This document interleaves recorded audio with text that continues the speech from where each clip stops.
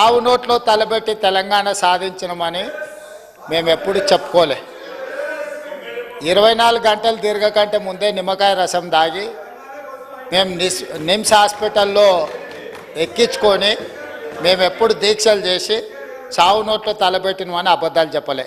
రెండవది, 100 రూపాయలు పెట్టి పెట్రోల్ కొనుక్కున్నాం కానీ 10 పైసలు పెట్టి అగ్గిపెట్టే కొనుక్కోక డ్రామా చేయడం ద్వారా శ్రీకాంతాచార్యని, ఓ ఈశాన్ రెడ్డిని, ఓ యాదయ్యను మేము బలి కొనలే. మేము ఎవరి శవాల ప్రాతిపదికనో ఎవరి ప్రాణాల ప్రాతిపదికనో మేము అధికారంలోకి రావాలని కోరుకోలేదు. కోల్పోయిన అధికారాన్ని మళ్ళీ ఇతర ప్రాణాలను బలిచ్చి కుర్చీలో కూర్చోవాలని అనుకోవడం లేదు. అయితే తెలంగాణ రాష్ట్ర విశాల ప్రయోజనాల దృష్ట్యా అక్కడ కల్వకుంట్ల తారక రామారావు గారు, ఇక్కడ తన్నీర్ హరీష్ రావు గారు దీక్ష గురించి ప్రతిపాదించారు.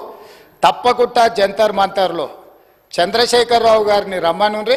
చంద్రశేఖరరావు గారు, నేను ప్రతిపక్ష నాయకుడిగా చంద్రశేఖరరావు గారు, సభాపక్ష నాయకుడిగా నేను తెలంగాణకు నిధులు తెచ్చుడో అవసరమైతే సచ్చుడో తేలుద్దాం. మేం సిద్ధం. తారీఖు పెట్టండి, చంద్రశేఖరరావుని తీసుకొని రండి.